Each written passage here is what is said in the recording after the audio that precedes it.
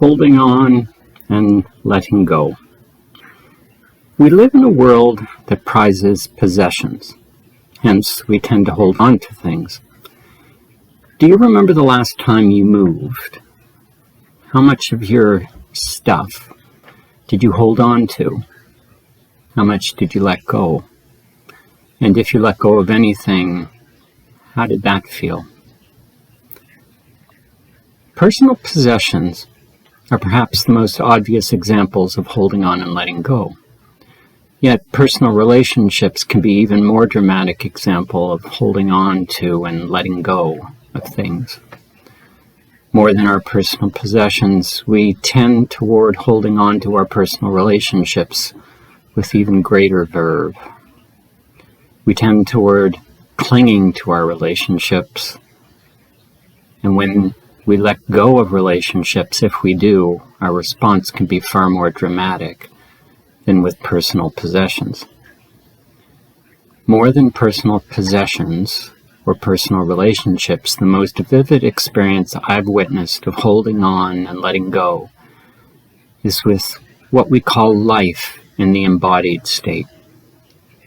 I've been blessed to do many things with my ministry work, but perhaps the most meaningful work I do is chaplaincy work that focuses on visitation with the sick, the infirm, and the transitioning, or what is commonly referred to as dying. I had the honor of sitting bedside with a man who was in the process of transitioning. I remember the day very well. He was nearing the veil of death, and he shared with me that he was afraid. I held his hand and offered him to squeeze my hand if he felt any fear. His grip became ironclad. At one point I said to him, "It's okay to let go." "But I'm afraid," he said. "I'm with you.